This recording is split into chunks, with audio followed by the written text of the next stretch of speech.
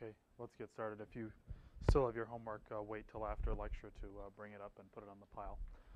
Today we're going to review the properties of networks of nanostructures. We've talked over the past few lectures in general about how to form networks, meaning two-dimensional or three-dimensional assemblies with some degree of organization. And today, just in one lecture, we're going to talk a bit about the electrical, thermal, and mechanical properties and how they scale based on the interactions among those structures. First, the announcements I have. If you haven't already signed up for a meeting on Thursday, please do so. I've heard from some of you. I'll reply to your emails that you want a different time, and I'll certainly accommodate that. Also, our presentations next Monday evening will be here from 6 to 9 p.m., and there'll be no lecture on Monday. If you can't make it during that time or can only make it for part of the time, I'd like you to let me know in advance. Otherwise, I'd hope that everyone could be here for all the presentations so we can all provide feedback to all the presenting groups. Also, as I said in a couple places, just to repeat it here, formally, due to the requirements of having things due before exams, your reports are due Tuesday, April 20. However, if you want to turn them in as late as Friday at 5 p.m., you won't be penalized. So that's entirely up to you. I was going to ask for the people who are taking the GCC, if anyone is here who's taking the GCC. Do you want to have maybe kind of a review session in the evening late next week? Okay. No. If there's a yes, if there's a couple of yeses, we'll do it. Just we can, for example, talk about the exam, the midterm exam, and any questions you might have about what the exam will be all about. When? Later next week? Yeah, Thursday or so? Okay, sure. So, in principle, we've talked about networks of structures already, and here we see the chart for organization of carbon nanotubes that we've seen a few times before. And by a network, I simply mean an assembly of structures where the properties of the assembly are determined by transport through the individual structures and connections between and among the structures. And transport can mean electrical, it can mean thermal, it can mean mechanical. So electrons, phonons, or vibrations, and load. And if we don't have, say, the ideal case of an individual structure spanning a gap, which could be an electrical wire or a thermal wire or a mechanical wire, in all the other cases we're in principle going to have some combination of effects, and we're going to see scaling of properties based on those effects. And today we'll just be able to touch on a few examples of how these effects govern the electrical, mechanical, and thermal behavior of assemblies of structures. And if we hold to our example of carbon nanotube materials, you can imagine that if you had a vertically aligned forest, in the ideal case, the properties of that vertical forest would be just determined by the properties of the individual structures multiplied by the number of structures in the forest.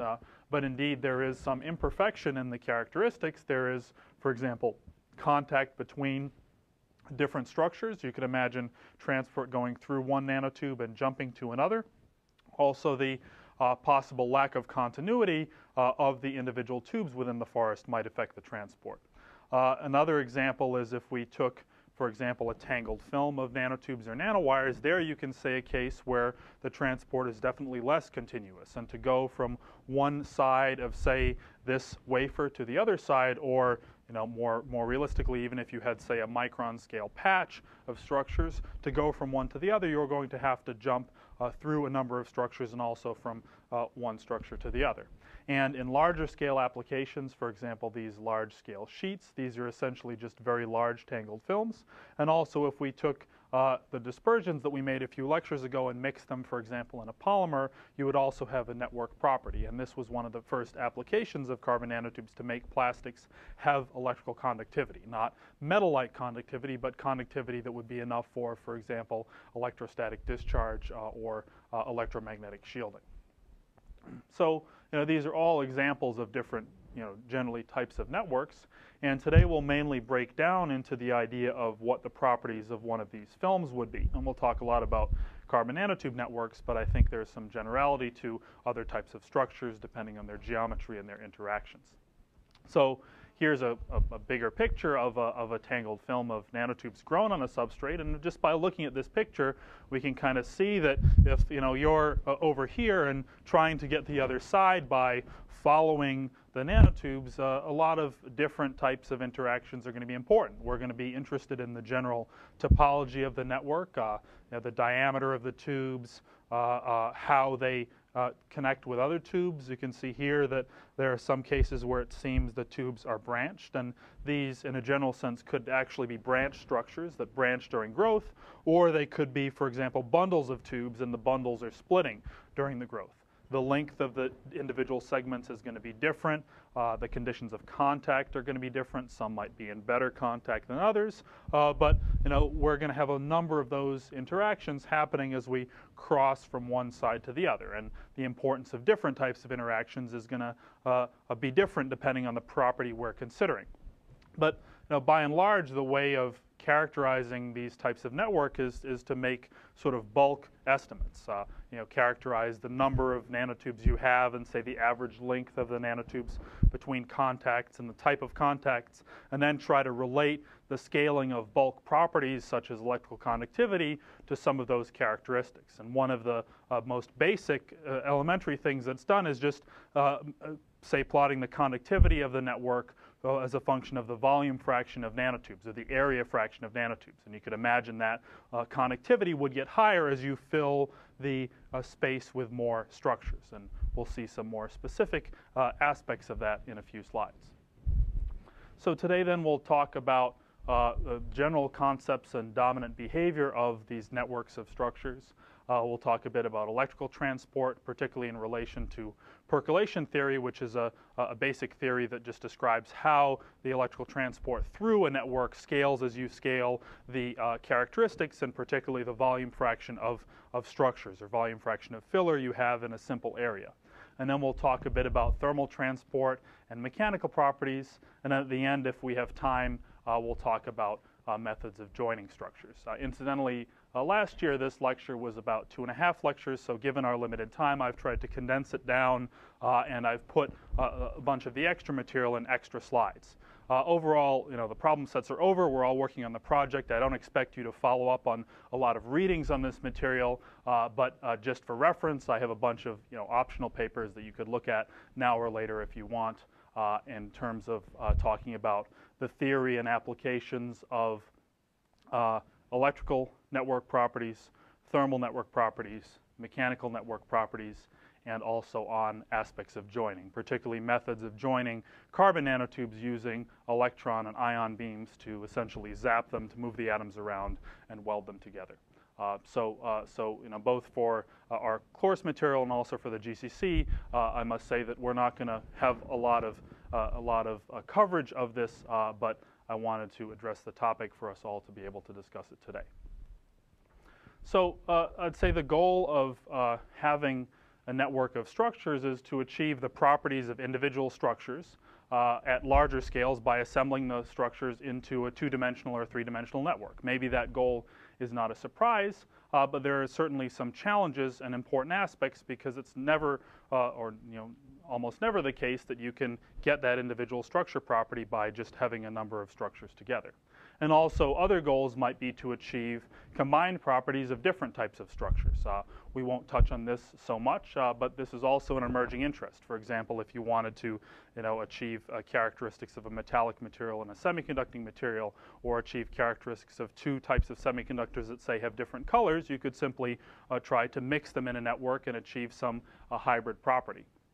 But there are a lot of practical aspects that dominate and govern the performance of a network of structures. For example, the performance is dominated by the architecture and morphology of the network. So are the tubes or are the structures aligned or tangled? That's certainly going to have a big effect on the way transport occurs through the network. It may determine what is dominating the transport, and also whether the transport is different in different directions. Just as you would imagine an aligned fiber composite at the microscale having anisotropic properties, a network of aligned structures at the nanoscale would also have anisotropic properties. Certainly the geometry or the shape of the individual structures has an effect. comparing nanorods or nanotubes to nanoparticles. The behavior, say, of conductivity as a function of the volume fraction is going to be very different if you're adding pieces that are very long and narrow and sort of hooked together easily to individual particles. And also the intrinsic properties of the individual structures are important. We'll see cases where the transport is dominated by the characteristics of the structures, and we'll see cases where the transport is dominated by the contacts between the structures.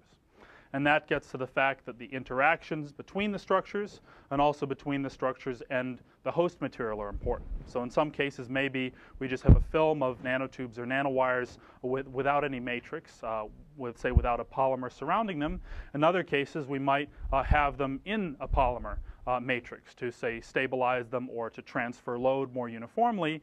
And it turns out that, for example, if there is a little bit of polymer between a pair of nanotubes, that could dramatically affect the contact resistance if you're considering electrical transport through the network.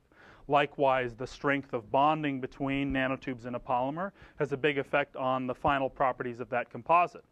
And also, for example, in the case of thermal properties, the interface, the matrix can also, for example, involve itself in phonon scattering as vibrations go down a tube. The fact that it's mechanically coupled to something around it can also dramatically affect the properties of it.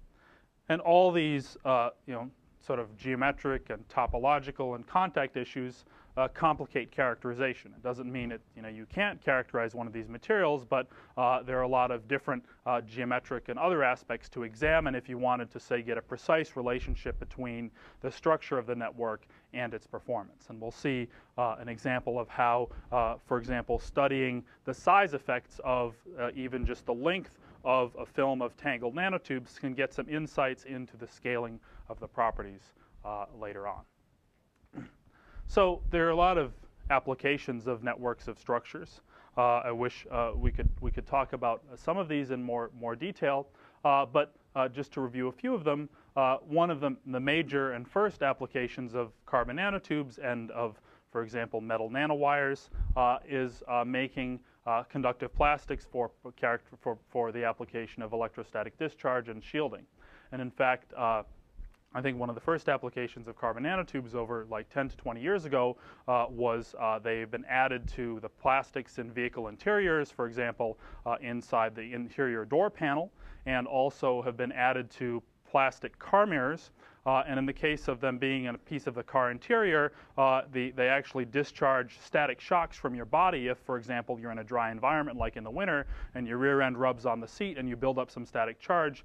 Touching the door frame discharges that without, for example, letting you later get a shock when you touch the metal outside of the car. That's really what's going on. And in the case of having nanotubes in plastics for the mirrors, in fact, in the manufacturing process, a voltage is applied to the mirror, and because the mirror has a certain amount of electrical conductivity, you can actually charge it, and then the paint molecules get electrostatically attracted to the surface, and that lets them conformally paint the surface of the mirror. And that was started, in fact, many years ago. And now, as we get more into understanding the real, electromagnetic properties of nanotubes and other structures, there are a lot of emerging applications in electromagnetic shielding or RF shielding. Often some kind of military things like putting films of carbon nanotubes in composites for making planes invisible in radar. And specific characteristics of single-wall nanotubes and their high-frequency properties are becoming very interesting for that, for military applications. There are a lot of applications in thin-film electronics. You could just imagine, as you may have seen, a lot of work in flexible electronics and in thin-film transistors. And in cases where maybe we don't need nanoscale transistors, but we want to create new electronics in, say, flexible formats or in dimensions that are necessary, for example, for transistors for displays, having these tangled networks of structures with transparency and conductivity or interesting semiconducting properties is useful for these types of emerging electronics. There are also a lot of applications in strain sensors and chemical sensors, as well as in energy conversion and storage devices. All the applications, for example, that consider using carbon nanotubes or carbon nanotubes and oxide nanostructures as electrodes or catalyst supports for batteries and fuel cells, for example, to some extent rely on the network properties. You need some bulk assembly of the structures, and then the net electrochemical or electrical property of that assembly is going to depend on their network properties. So there are many examples of these in the literature, and intimately the ability to sort of design and optimize those materials depends on how the properties of the structures add up into larger numbers. So first we'll talk in a bit more detail about the electrical properties of networks, and the main thing that governs the electrical properties of a network is what's called percolation. And percolation means if you start out with, say, an empty plate on the table and you start adding pieces to it, you'll see that the conductivity measured from one side to the other is going to change as you add more conductive things to the inside of your plate. Imagine starting out with a plate and dropping sticks on it and trying to form a continuous path across that. And the specific phenomenon of percolation means that there's a critical concentration of things you've added at which the conductivity jumps dramatically. For example, the conductivity goes from being the conductivity of your starting material, 0 if it's just an empty space, to being some conductivity that is determined by the conductive path that you add. So if, for example, we had a space like this, and you started adding nanotubes to it in random places, then at some point you would have a continuous path that could go through, and that would determine the conductivity. And if you plotted the conductivity, say, call it sigma, as a function of the percent of nanotubes you had on your area, you would see some scaling like that, where there's some critical concentration at which the conductivity jumps, goes from essentially 0 to some finite value. And this critical concentration is typically a % or less when you are adding structures that have a high aspect ratio, things that are long and narrow. And in a lot of these applications as well, there's a large difference in conductivity between what you're adding and what you have in the first place. So if you're, for example, adding carbon nanotubes to a polymer is essentially electrically insulating. It has a very, very, very low electrical conductivity, and the nanotubes are electrically conducting. So the transport through the filler dominates the electrical properties of the network. In the case of thermal properties, there's a bit of a different behavior. We don't see this phenomenon of percolation. Well, we do see percolation geometrically in that when you add structures, there's be some point at which you form a continuous path. But because the transport is dominated very heavily by scattering at the contacts, the things are a bit more complex. And we'll talk about the specific cases of that later on.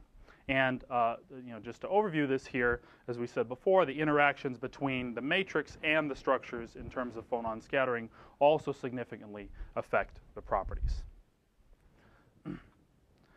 If we think about mechanical properties, again, we have a case where adding structures to a host material is going to form some network that is then going to bear the load. And you have, for example, a lot less reinforcement when you have a discontinuous network versus when you have a continuous network.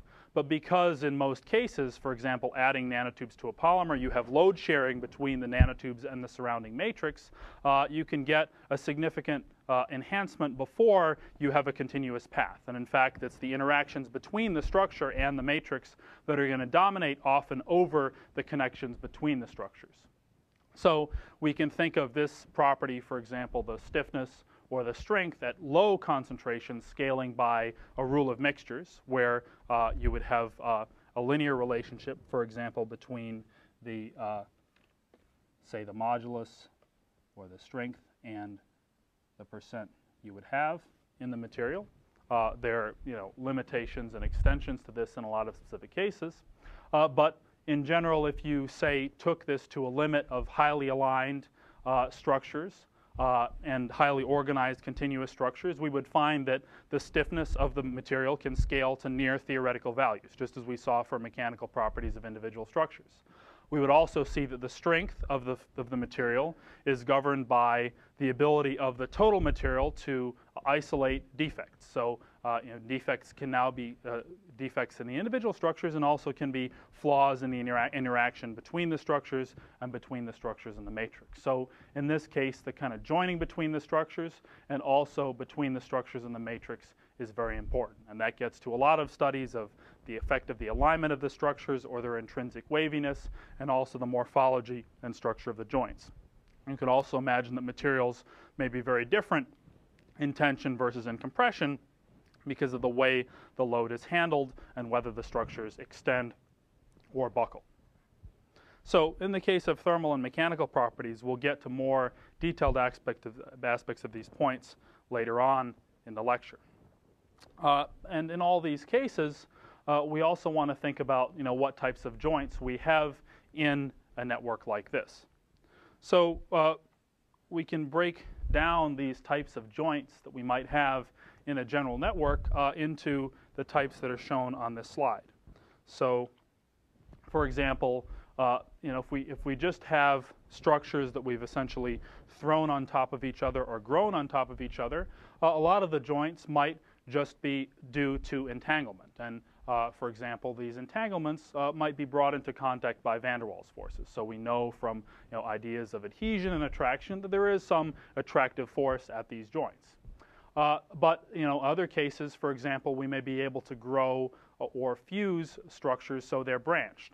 And we saw a couple examples in the synthesis section of how those branched nanotubes were made in templates. And there are also ways to control the catalyst in nanotube and nanowire growth to issue branching. And for example, you may have Y junctions or T junctions. And if you were pulling on a structure like this, it would be much stronger and have better transport than a case where you're relying on just physical contact between a pair of structures.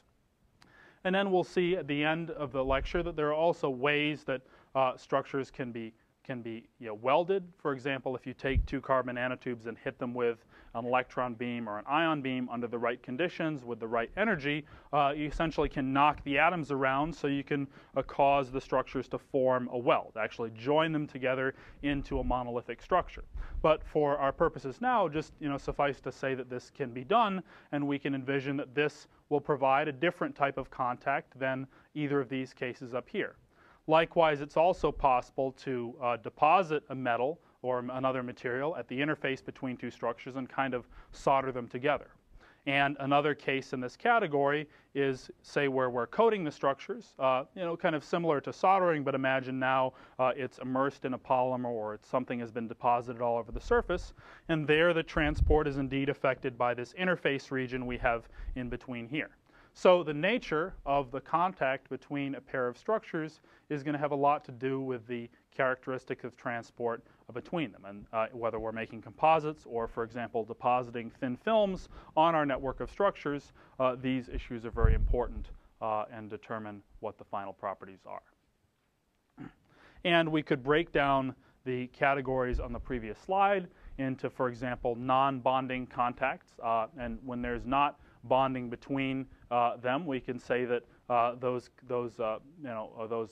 joints are dominated by van der Waals attraction or van der Waals adhesion.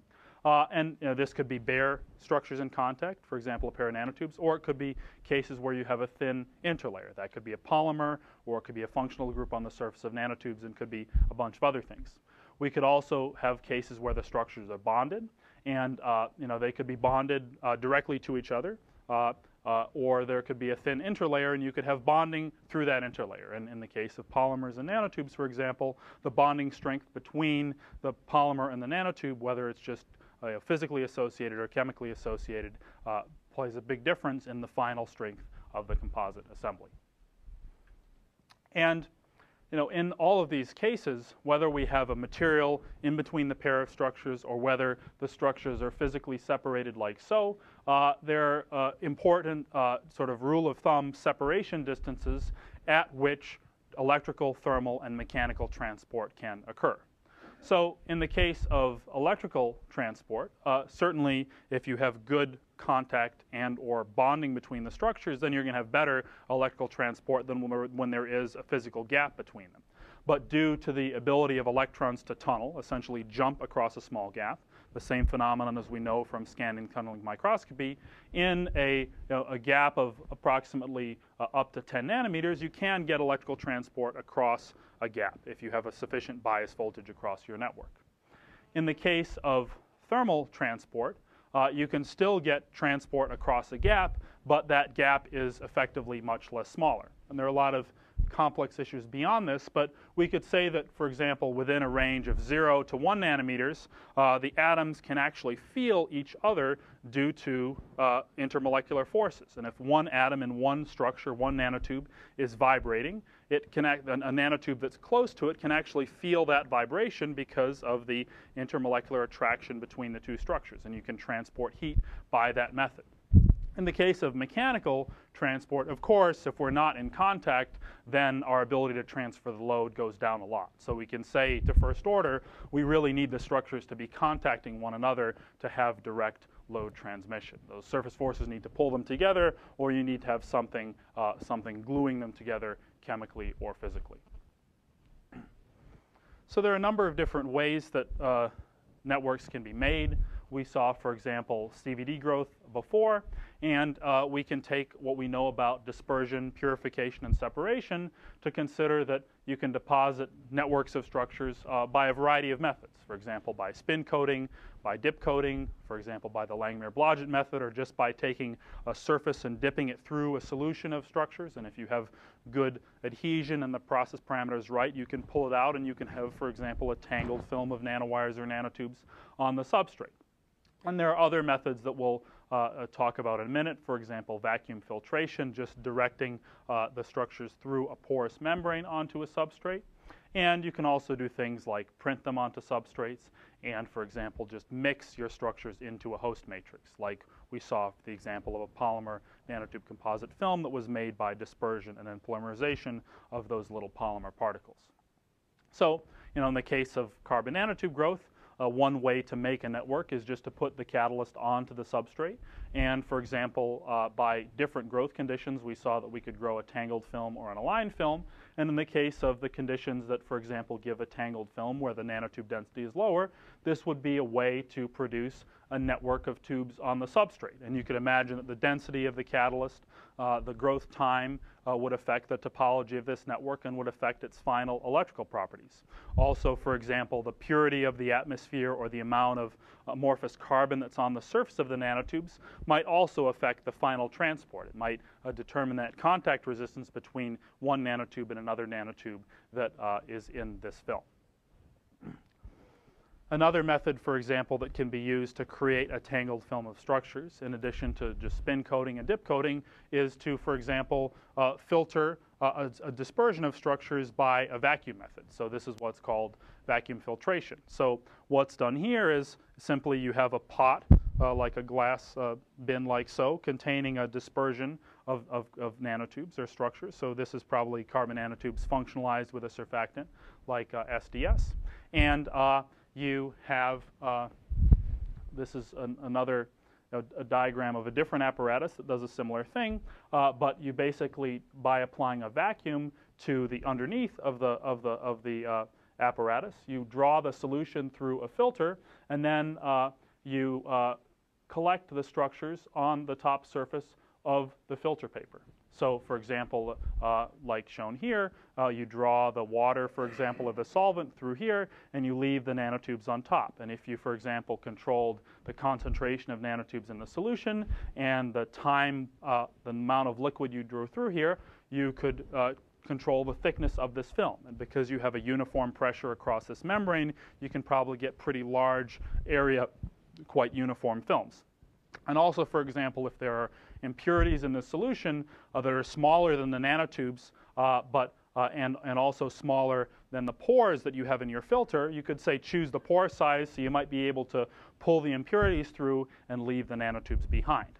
And then after this, you could take this membrane out and you might be able to transfer the film to another substrate, and in often cases these processes use thin polymer membranes that can be dissolved in solvents. So in fact you could dissolve that polymer membrane away and have a freestanding film that you could then pick up and put on a substrate, or just print onto a substrate and then peel the polymer or dissolve it away. And here are different films of nanotubes made by this method, just showing the ability to control the density of the final nanotube network. And in this case, what they did is they filtered different volumes of solution. So they had the same concentration of solution in each case, and the one on the left was made with 7 milliliters, and then the one in the middle was made using 10 milliliters, and the one on the right in C was made using 400 milliliters. So you see the ability to kind of span different concentrations of structures just by adjusting the amount of time in this deposition process. And there are, in fact, commercial products now available that are dispersions of nanotubes that can be used to make these tangled networks. And one company that makes them is Nantero, and actually through another company, Brewer Science, you can buy a dispersion of nanotubes that can be spin-coated or vacuum filtered onto a substrate. And they've done all the pre-purification such that this material is now compatible with CMOS standards. So it's clean enough to go into a commercial clean room. And here are just some SEM images of devices that they've patterned taking from this film. So for example, spin coating this thin film, and then for example masking it with photoresist and doing plasma etching to define patches of the film that you wanted to keep and patches you wanted to throw away, and for example putting electrodes on the surface. And in fact, this is the type of material that this company is now using to make a memory based on thin films of nanotubes, just by actuating suspended ribbons of the nanotubes electrically. And while we just saw an example of tangled networks, you can also have anisotropic networks where the structures are aligned preferentially in one direction. On the left, we see examples of ribbons of single-wall nanotubes that were printed in a multi-layer process. So in this case, these researchers at Illinois used a method where they could get lateral growth of aligned nanotubes on a substrate, and then used a polymer stamp to pick up the nanotubes and put them onto electrodes in multiple steps. And you can see here the sort of tightly aligned ribbons. Here they're more loosely aligned ribbons. And here's a case where they didn't use aligned tubes, but they used tangled tubes and achieved a similar result. And likewise, this is just a picture of the silver nanowires we saw a couple lectures ago made by the Langmuir-Blodgett method, and we could consider this another network. If we measured the conductivity of this, we can tell that the transport would be dominated by the electrical characteristics of the wires plus the characteristics of the contact between the wires. There is certainly a continuous path across this distance, but we're going to have to pass through many structures to get to the other side. And in all of these cases, the configuration that you end up in matters a lot. And I just showed this example. We don't see the details of what this material actually looks like, but here's a case where they grew a mat of tangled nanotubes and measured its resistivity. So higher resistivity means lower conductivity. And then they compared it to the same mat where they pressed down on it. So they added some mechanical force, and that mechanical force pressed the structures into better physical contact. So just based on proximity between the structures, they press them down and they stick better. And they saw, for example, when they pressed this mat down, they had a significant increase in the conductivity, or a drop in the resistivity from a value of 8 milliohm centimeters here to about 2 milliohm centimeters. And then they compared the characteristics of this mat to the characteristics of a single rope of nanotubes, which in this case was an aligned bundle that they made by the similar process. And without knowing the details, we can see here that the characteristics of that was even better. So they were able to improve this by a further factor of 10, or show that where you had transport through the individual structures dominating or being better, then you had a better conductivity in the final material. So in all of these cases, the final configuration that you make is going to be important. And the geometry of the structures in that configuration is what's going to determine the transport pathway through the material. So here we just see a better picture of what I was sketching out before. And there are a lot of methods that we won't get into in how the transport through these networks is modeled. But in the simplest case, if we think about making a network as a process of dropping straight sticks or twigs onto a flat space, we could relate that dropping process to kind of like a checkerboard lattice. And if we go from a lower concentration of sticks to a higher concentration of sticks, there's going to be some critical point at which we can follow transport from one square to another, and we can reach a continuous path through this area. And we're going to see different behavior whether the sticks are unaligned versus aligned. In this case, there's no continuous path because there are always small gaps or larger gaps between the structures. And here, there is finally a continuous path through the structures. And here is a case where even though the structures are aligned, the fact that they are aligned prevents them from crossing over. And even though we have alignment in this case, there is no percolation. There is no continuous path of the structures through the matrix. And a difference between this model clearly and, say, real nanotubes is real nanotubes are going to be perhaps more flexible and curvy, and that would make the situation more complex. But these kinds of basic geometric models were what were first used to understand this kind of percolation behavior. And it's also possible, for example, to visualize this kind of transport by, for example, electron microscopy. And this is a picture of a technique where they built a little device consisting of a small number or a little tangle network of single-wall nanotubes between two electrodes. And because in the SEM you can view the surface, you can essentially see color or contrast related to charge on structures by charging these electrodes at different potentials, like negative 20 volts or positive 20 volts relative to ground. They were able to see the path of electrons through the material. And you, for example, see cases where they charge both electrodes here, or they just charge one electrode, or they just charge the other electrode, and then they subtract the results of the three cases, or subtract this and this from this, and you get an image showing the path of nanotubes that essentially participate in the conduction across the gap. So it's just kind of a nice picture of how the transport between a number of structures governs how the final material behaves.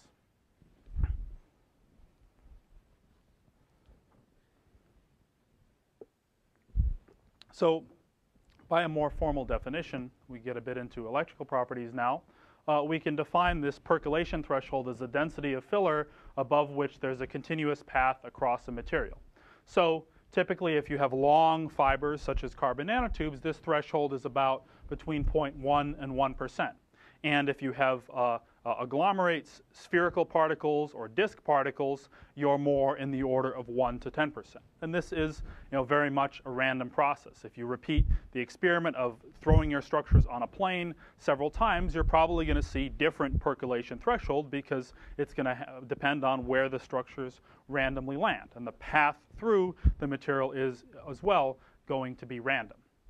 But if we look at this case more formally, this is a typical plot of the conductivity of film as you add stick-like conductors to the surface. And below the percolation threshold, before the concentration at which you have enough sticks to create this continuous path, you have essentially no electrical conductivity. Then at the concentration at which you form this first continuous path, the conductivity jumps dramatically. So now it goes from essentially 0 or 10 to the minus 10 Siemens per meter, in this case, to a factor of about 1 Siemens per meter. And then you see after that, as you add more and more sticks, more and more conductors to the network, the conductivity continues to increase. And the percentage at which this transition occurs is what's called the percolation threshold. There are formal ways to fit this curve and decide exactly where you define the threshold. And then the scalability of the conductivity after this threshold depends on other factors. For example, the length of the individual conductors and the contact resistance between them, and so on. But in principle, this idea of percolation is just a geometric thing. When you have enough structures in the right configuration to create this continuous path, this transition occurs abruptly. And you might see different transitions, different thresholds, depending on the characteristics, for example, the length of the structures that you put on. So the most general model for this percolation behavior says that the conductivity scales according to an equation like this above the percolation threshold. So you have a conductivity which is equal to some assigned maximum conductivity at high volume fractions, and that is multiplied by the density of the structures, or the volume fraction or area fraction, minus the critical density, so the density at the percolation threshold, multiply or raised to an exponent. And if you had a perfect three-dimensional network of structures, like a perfect three-dimensional lattice, the value of that network would be, the value of that exponent would be 2, and practically the value of this exponent varies on a lot of things that we've already mentioned, such as the geometry and the morphology of the conductors and the characteristics of contact between them. But this general kind of equation is often fit to the percolation behavior of networks to determine what's dominating their characteristic transport. And other model, for example, this can be derived by mapping one of these random networks, for example, as a resistor network. And here, you see a case where you've just formed the percolation network across the gap.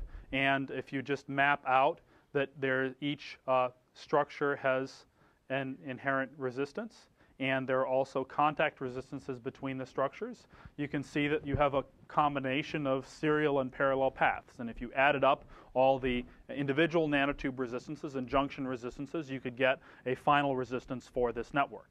And by using this in combination with some statistical math, you can derive the origin of that percolation curve and predict how it's that general power law scaling we saw on the previous slide. So this is from the old Balborg paper, which is up for your reference if you wanted to look at it. So there have been some interesting experiments that let us relate the transport properties of networks to the characteristics of individual structures.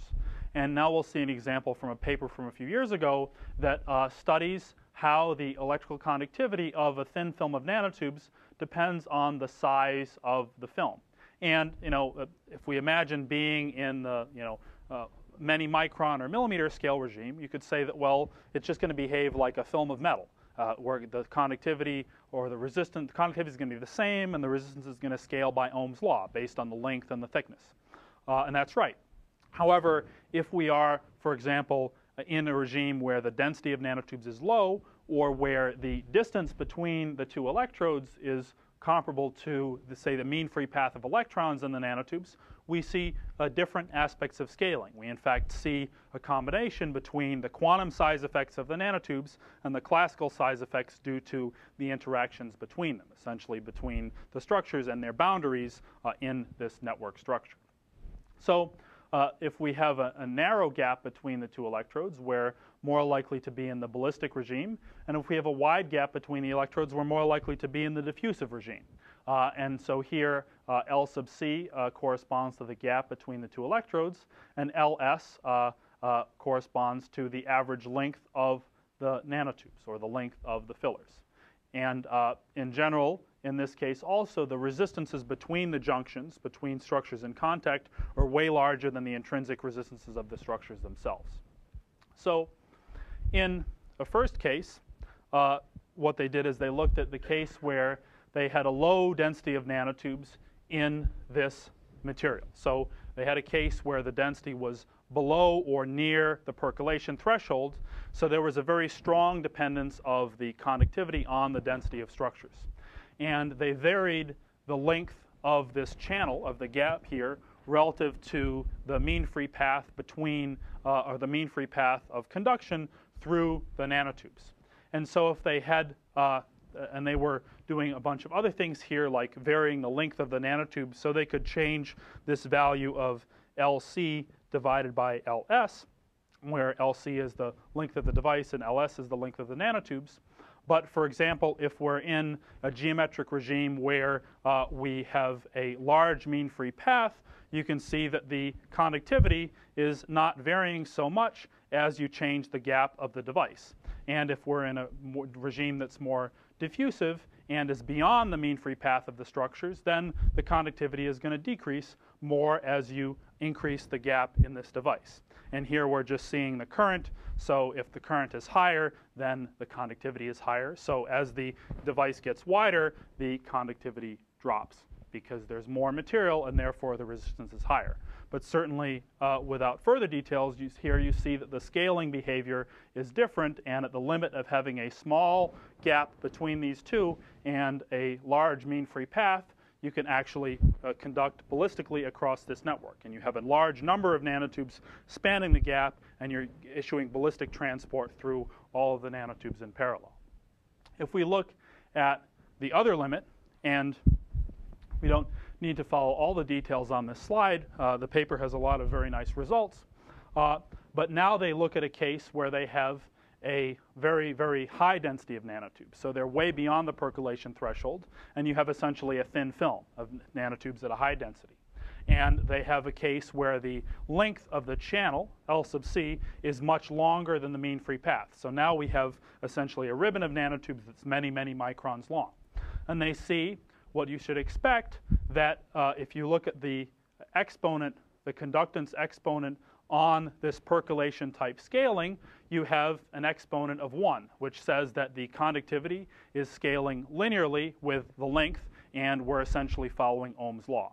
So we can go from the case of ballistic transport through one nanotube or many nanotubes spanning the gap to the case of essentially regular ohmic diffusive transport dominated like a bulk thin film if you have a large number of contacts and a large spacing between the electrodes. And between those regimes, exact issues of the geometry and the topology are going to tell you how this scaling varies precisely with the number of contacts. But for example, if you could engineer the film so it had a very low percolation threshold, you might be able to create a more effective composite that could provide that conductivity necessary for electrostatic discharge at a very low volume fraction of fillers. And I'll just flash over these slides to show the generality here, that this general behavior of percolation is observed in other systems as well. For example, in composites of silver nanowires and polymers, kind of the same type of thing, except here we're looking at resistivity and not conductivity, but there's a percolation threshold that's crossed when the conductivity goes from one value to another value. So here they're adding nanowires and we're not really forming a continuous network, and then boom, a small change in the concentration gives a big increase in conductivity. Same thing here observed with copper nanowires and polystyrene as a matrix. Likewise for nanoparticles.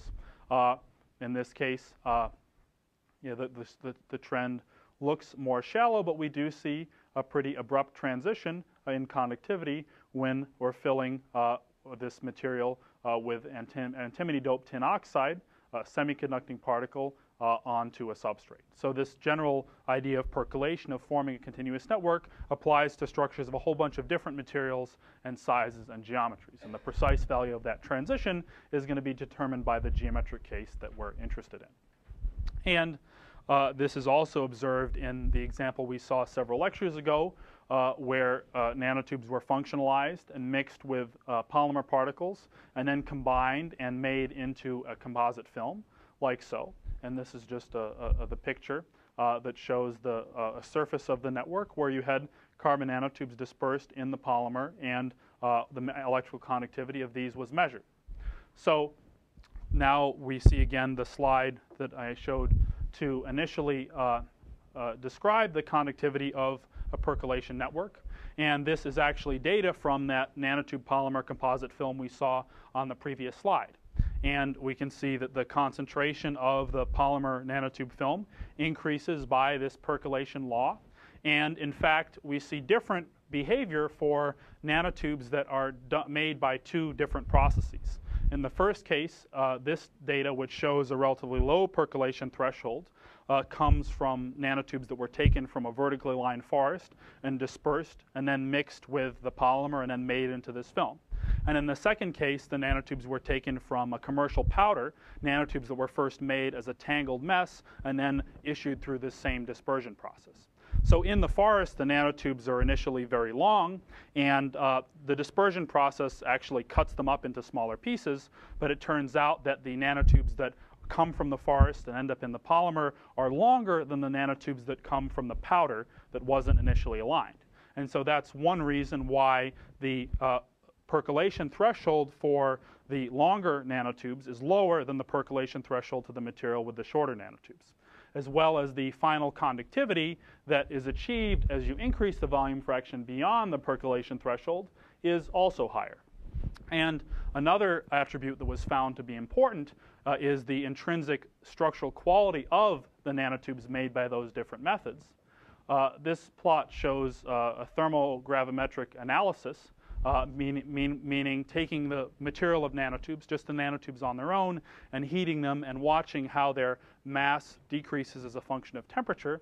And we see that the right curve corresponds to the nanotubes from the forest, and the left curve corresponds to the nanotubes from the powder, and the ones from the forest have a higher decomposition temperature, which generally indicates that they have fewer defects and are of a higher structural quality. So in principle, this is telling us that that higher conductivity in the final case beyond the percolation threshold is also influenced by the fact that those nanotubes had a higher intrinsic structural quality.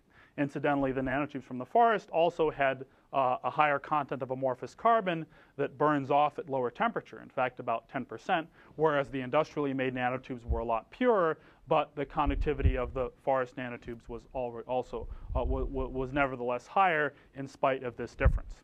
So here's an example of a case where those two differences in network properties based on two types of nanotubes might be related to other characteristics of the material using other characterization techniques.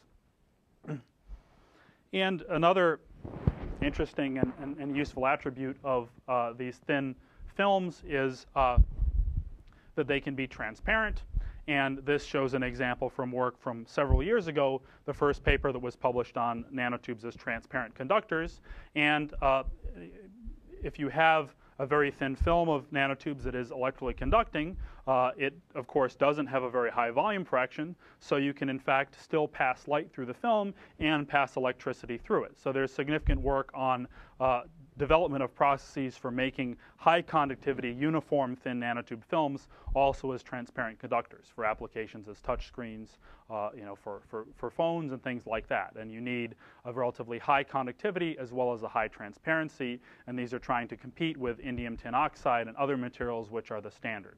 And for example, from a characterization point of view, there's interest in looking at the transparency of the films over wide wavelength ranges. And the visible range might be what we're concerned for, say, personal electronic devices, but applications in the IR and other wavelength ranges might be also interesting for other thermal properties or communications applications. And in fact, the interaction of light with light of a particular wavelength with the material is in fact then related back to the electronic structure and the characteristics of the nanotubes themselves. If you had, for example, semiconducting nanotubes, then you could find that they absorb at a certain specific wavelength that corresponds to the band gap of those tubes. But these kinds of networks are ensembles of nanotubes of metallic and semiconducting characteristics, so they kind of have bulk properties. And incidentally, more recently, there's been work on separation of nanotubes like we saw by the centrifugation process. And there, if you deposited a thin film of nanotubes of a particular chirality and therefore a particular band gap, you would essentially have a color filter. You would have, say, a thin film of a certain color where that color corresponds to the band gap of the nanotubes of that particular chirality. And depending on the thickness of that film, you would be able to change the transparency of it and the conductivity of it. So there are some more interesting materials that are being built upon this principle. So I want to give us a bit of time to move on to the other topics, but if you get to look through these slides yourself, you'll see a couple of other applications. For example, using these nanotube films as strain sensors, where if you have films of different percentages of nanotubes inside a flexible polymer, as you stretch the material, you essentially reverse the percolation behavior. So imagine taking a network and pulling it, so you're pulling the nanotubes essentially farther apart. And if as you pull the network, you're sliding the nanotubes over one another and then maybe eventually pulling the nanotubes apart, there'll be a critical strain at which you essentially break this network. And when you break this network, then you'll have a very high sensitivity to strain because you're going over into the regime where there isn't percolation through the material. But by and large, even though there's been work in preparation of a lot of these assemblies of structures, of electrical assemblies of nanotubes, for example, the properties of these networks are still far beyond the properties of bulk materials, of individual nanotubes, or, for example, of copper. So to close this section, this slide plots the conductivity of these particular materials as a function of the packing fraction of nanotubes. So the same thing as volume fraction as we saw before. And the red curves represent the conductivity of copper. And copper is a bulk material, so the conductivity of copper isn't going to depend on the volume fraction. And the different red lines correspond to different widths of copper wires. So this is essentially the conductivity of bulk copper, and the conductivity of copper goes down as its size goes down because of grain boundary scattering. And this is, in the end, meaning to compare the properties of individual carbon nanotubes to the characteristics of small copper wires for the application of electrical interconnects. And we can see that individual nanotubes have been measured to be as conductive or more conductive than copper wires of certain sizes. So if you have a short nanotube that's in the ballistic transport regime, you have a very, very good conductivity if that is a very high-quality nanotube. However, by and large, all different methods of making networks of nanotubes have failed to even get within 2 orders of magnitude of the bulk conductivity of metals. And we could look into the different methods by which these were made. For example, these are very small pillars of vertical nanotubes that are made by Fujitsu. I think we saw this in the lecture on electrical properties before, the vertical interconnects. These are horizontally aligned ribbons of nanotubes made by growing forests and knocking them over. But in all these cases, efforts that try to pack large numbers of nanotubes into small spaces so far fail to approach the bulk properties of metals. And so this is a real challenge for example, using nanotubes in electronic applications where you really need high conductivity transport across small spaces. So I think there's certainly a lot of work to be done in here, and these deficiencies relate to the intrinsic flaws in the nanotubes as well as the inability to pack them into very high density oriented configurations. But if we could, get a bunch of individual structures that all had short distances and ballistic transport across them, it shows in principle that you can achieve the bulk conductivity of metals in these particular cases. So the inability to scale the properties of nanotubes is not that they don't match with theory, but that organizing them in precise ways is the real limitation.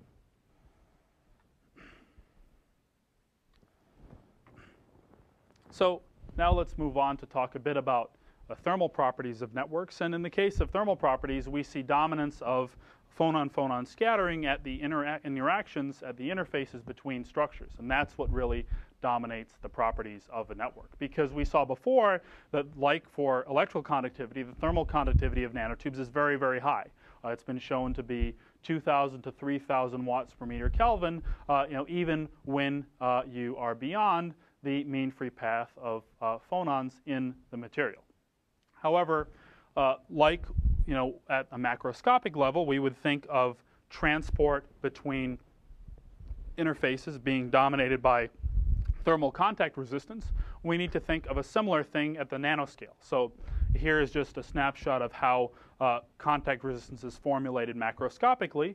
If you take, for example, 2 copper blocks, 2 copper surfaces, and measure the heat transfer between them, the thermal conduction is going to be dominated by the roughness of the surfaces. And while we could say that we, for example, have 2 square centimeter parts in contact, the true contact area is actually determined by the areas where the peaks of the surfaces line up on each other. And that means that the contact resistance depends on the number of these areas and the pressure that's applied, and that affects the heat transport through the interface. And if you looked, for example, at the temperature gradient through the structure, you could see that in the bulk, the heat is transferred very well, and at the interface, the heat is transferred not so well, and then as you get into the other bulk, the heat is transferred a lot better.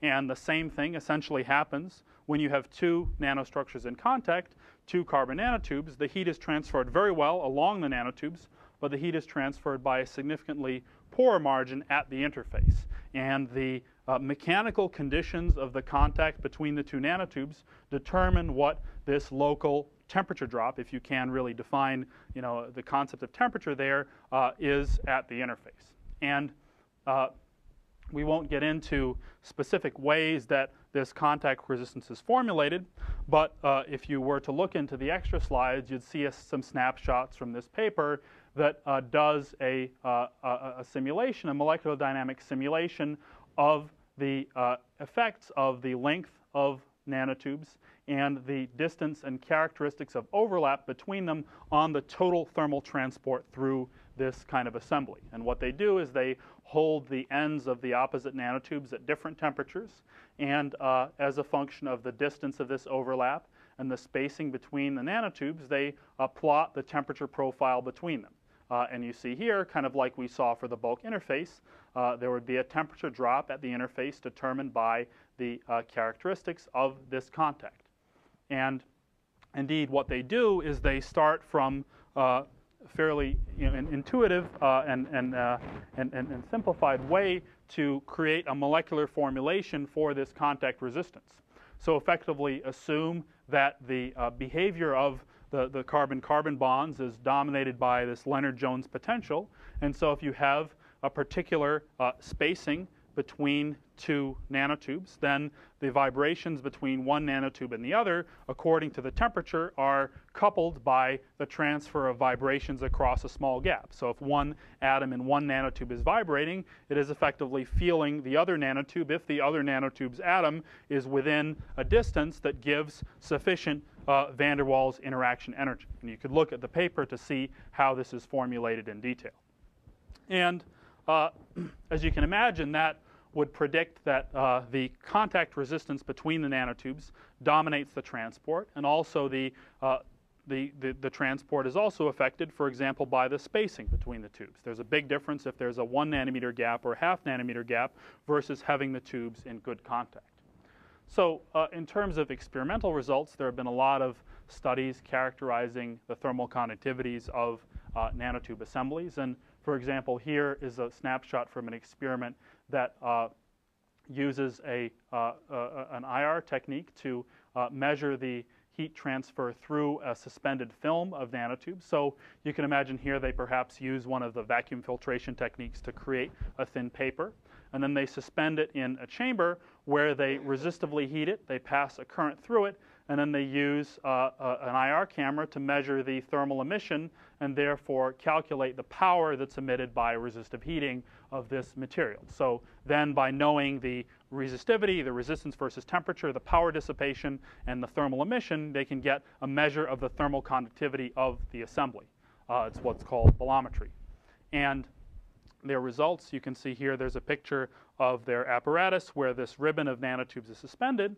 And what they see is they measure the conductivity of this mat of nanotubes. So K is the thermal conductivity in watts per meter Kelvin as a function of temperature.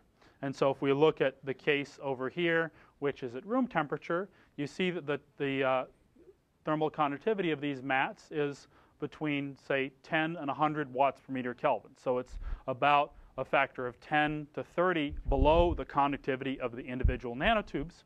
And they, in fact, compare the conductivity of nanotubes that are AP or as prepared and nanotubes that are purified. So in the case where they've purified the nanotubes to, for example, remove residual catalyst and amorphous carbon, the thermal conductivity of this film is quite higher.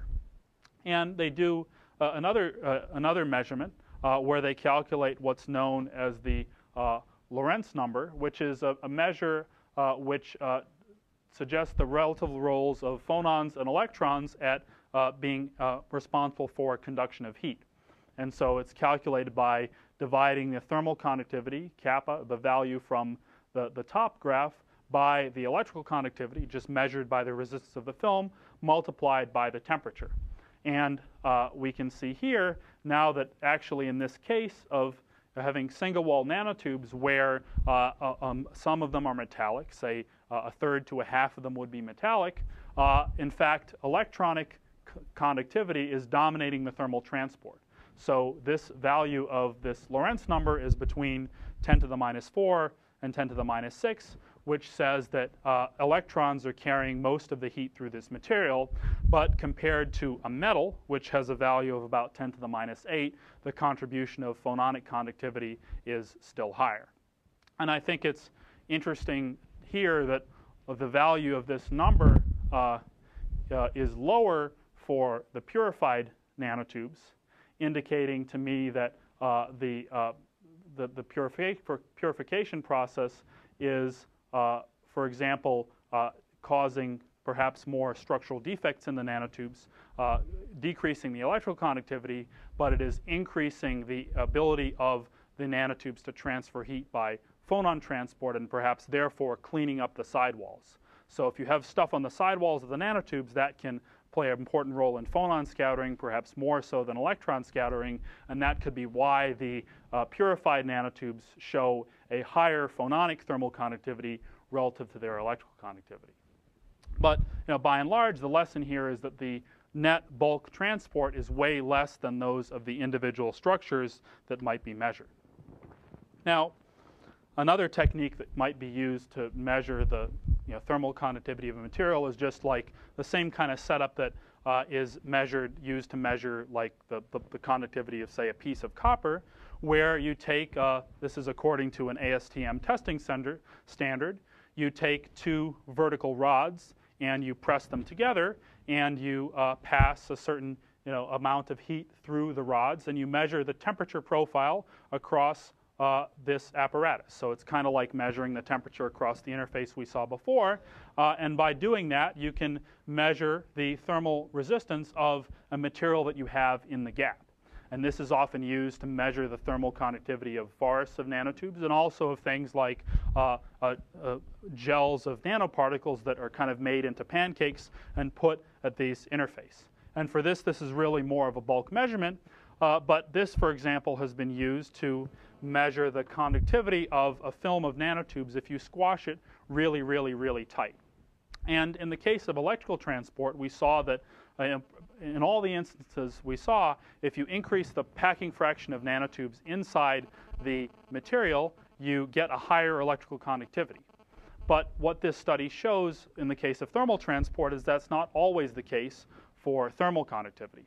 So what they did is they took a powder of nanotubes bought commercially, and they made it into a little chunk. They took a chunk of powder, and they put this chunk of powder between the two contacts in an apparatus like this, and they applied pressure to the material. So they were measuring the transport through kind of this bulk three-dimensional network of nanotubes as they applied an increasing mechanical load on it. And they saw that under these cases where you had a lot of pressure and a high density of nanotubes, so a lot of contacts, you had extremely low thermal conductivities. So here's a case where if we take any of the three rows here, they compared nanotubes of different diameters, single-walled and multi-walled and so on. They had about 20% nanotubes in this material. And in all of these cases, they were applying pressure of, say, 1 to a few atmospheres. And they had thermal conductivities that were less than 1 watt per meter Kelvin. So a typical polymer might be 1 watt per meter Kelvin. In the previous slide, we saw the film, which was a looser network of nanotubes, maybe 1% nanotubes that had, say, 100 watts per meter Kelvin. And what they found here is that the fact that they were pressing the nanotubes in such tight contact, having many, many tubes in contact with many, many other tubes, means that they gave so many opportunities for phonon scattering that they significantly decreased the thermal conductivity of the net material. So they essentially took a case where if you pulled out any one of these nanotubes and suspended it itself across a gap, you would have a thermal conductivity of, say, 1,000 watts per meter Kelvin or higher. But if you take a huge number of them, you slam them together in a densely packed powder, the effect of scattering between the tubes of essentially deflection of those vibrations renders the net conductivity lesser than a regular polymer would have. And in fact, they went a bit farther, and they proposed the idea that, sure, if you have a junction between two nanotubes, then there is some thermal conductance of that junction, which dictates how much heat goes across, and the same ideas of like spacing and communication that we saw before. But in fact, if you had a case where you had one nanotube in contact with two other nanotubes, if you had two contacts onto that nanotube within a distance that's smaller than the phonon mean free path, there was a significant decrease in the thermal conductance of this tube. And this is saying, for example, by their simulations, that at room temperature, the conductance of a case where you have two contacts essentially trying to block the phonon transport along the nanotube is 10% of the case where you had one contact. So what I mean here, and what they mean here, is imagine you're trying to shove heat through this nanotube, and you have these other nanotubes pressing on it kind of as rails. The effect that you're mechanically contacting the outside of that tube, even though you may not be transferring heat through here, is affecting the thermal transport through the tube itself. So just this physical constriction of the vibrational modes in the material was causing a dramatic decrease in the thermal conductivity. So in this case, you have this three-dimensional network of thermal conductors where you're trying to get heat from one side to the other, and no matter where the heat is going or can go, the fact that it is in contact with a whole bunch of other tubes is dramatically decreasing the ability of the material to transport heat. And this is another kind of limiting case where we see how the scaling of properties is very different as we get to large number densities and particular length scales.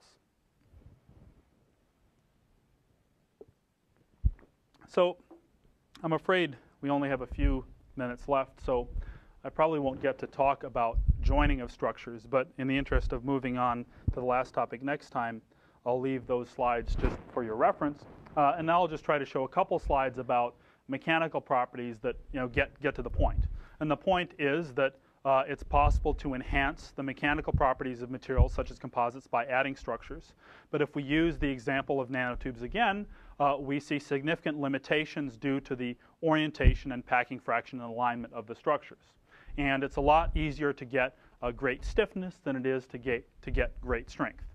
And there's, for a long time, there have been studies of mechanical networks. For example, paper is a mechanical network and a nanofibrous network because it contains essentially natural biological filaments derived from wood pulp that create a tangled material that can transmit load. You can hold quite a lot of load on a piece of paper. And the mechanical characteristics of papers have been studied for a really long time. This is a paper from 1952, and they're looking at the modulus of the material as a function of the fractions of fibers that are aligned along particular directions. And I'm showing you this because, by and large, the same mechanics can be applied to modeling the mechanical properties of networks of structures, except now we maybe know a bit more about the properties of the individual structures and the properties of the joints between them. So if we looked at a model of a mechanical network, we could consider it as an assembly of kind of randomly placed beams on a substrate. And we could reduce a network like this to a network where we only, say, identified the continuous load paths within the structure. Because now, we don't care about maybe there's semi-contact, there's close proximity. We're only going to transmit load through the places where the structures are actually hooked together. And then this could, for example, be related to a model of the structures that considers their individual stiffness and considers the stiffness and the characteristics of the joints. So, for example, if we looked at one joint, there's been work, as shown in one of the readings, where you consider the nanotubes as individual beams, and you consider the connections between them as springs with particular characteristics. And if we thought of having a polymer at the interface between the two structures, we would have an assembly, and we could use, for example, quite traditional mechanics to consider the effective stiffness of this assembly. And you're certainly welcome to read this in more detail if you want. But what I wanted to jump to is a bit of discussion about the properties of assemblies of nanotubes in tension. So you could consider that, if you had a paper of nanotubes, then the stiffness might be higher if you have longer nanotubes or stronger connections between them. But really, one of the dreams of scaling up the properties of nanostructures is the strive and the effort to make, for example, continuous cables of carbon nanotubes that have properties that relate to the individual structures. If you could do that, we could make fibers that would be 10 times as stiff or 10 times as strong as carbon fibers. So, like, in an effort to do this, the properties of nanotubes taken from forests were recently studied. So, for example, a nanotube forest of a few millimeters high was grown, and they took a pair of tweezers and peeled out a little piece of the forest. So in principle, you're peeling away a continuous strand of nanotubes that has some alignment and mounting it in a frame. And this is actually a typical way that small fibers are tested. You mount it on epoxy inside a paper frame, and then you cut the frame open, so when you put it in the tensile testing machine, you're just applying load to the fiber. And this is maybe a fraction of a millimeter in width and a couple millimeters in gauge length. This is an optical picture of one of the nanotube fibers under test.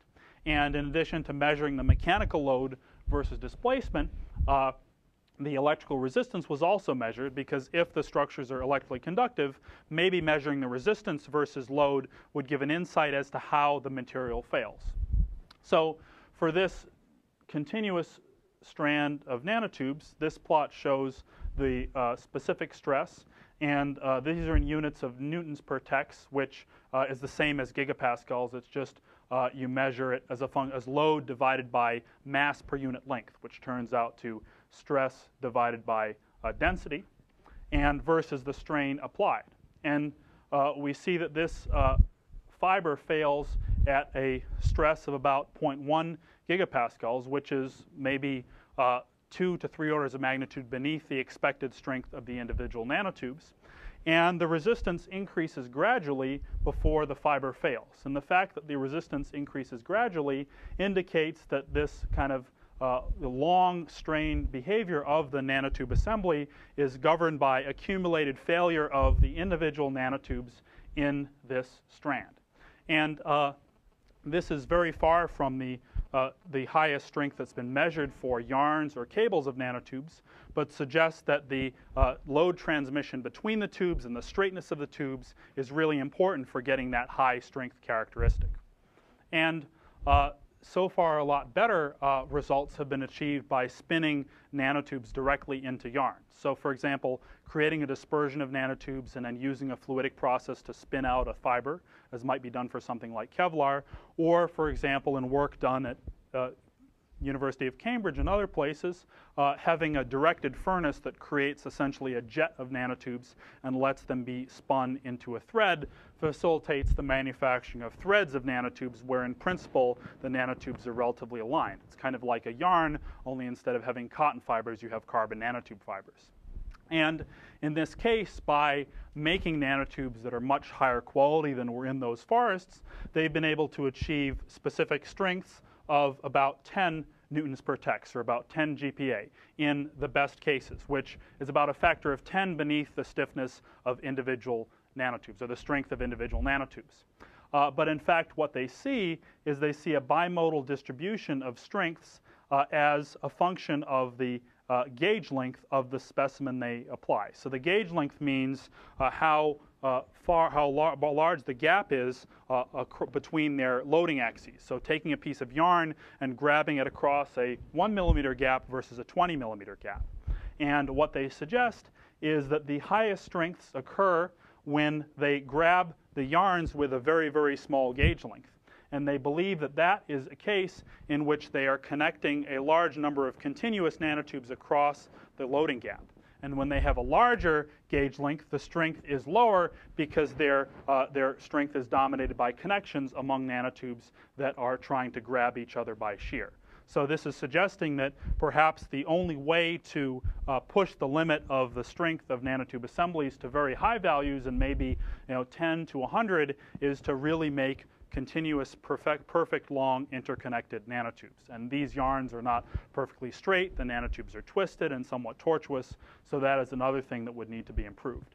So in the case of mechanical properties, these these yarns over very, very small fibers are maybe a bit better than carbon fiber now, but still way worse than individual nanotubes. But if we consider the bulk characteristics of these fibers, carbon fibers that are more continuous over long distances are still better than nanotube assemblies. So time is up, and I'm sorry we couldn't get through everything for today, but I hope this was just a little overview of some of these topics.